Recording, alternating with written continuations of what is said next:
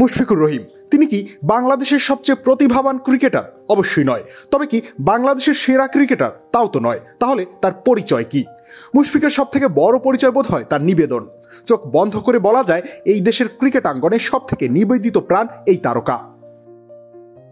দীর্ঘ 2 দশকের আন্তর্জাতিক ক্যারিয়ারে মুশফিক নিজেকে কখনো প্রতিভার বিস্ফোরণে নয়, বরং কঠোর পরিশ্রম আর একাগ্রতার চূড়ান্ত দৃষ্টান্ত হিসেবে প্রতিষ্ঠিত করেছেন। সেই নিবেদনের এক অধ্যায়ের ইতি ঘটল এবার।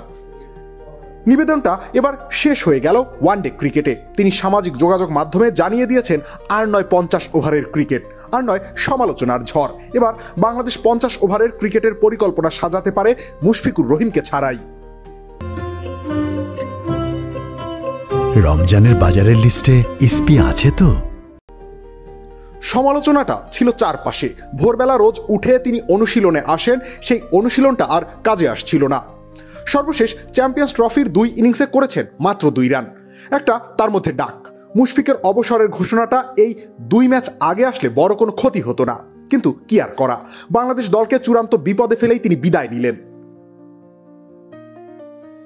274 ওয়ানডের ক্যারিয়ারে 7,795 রান করেছেন, সেঞ্চুরি করেছেন 9টা। হাফ সেঞ্চুরির 50 হতে একটা ইনিংস দূরে ছিলেন। সেই সুযোগ বিসিবি দিতেও প্রস্তুত ছিল, কিন্তু মুশফিক আর সেদিকে হাঁটলেন না। এখন তার মনোযোগ কেবলই টেস্ট ক্রিকেটে। ওয়ানডে ক্রিকেটে নীরব সাধনার অবসান হলো অবশেষে। রবিউল ইসলাম রনি, খেলা 71।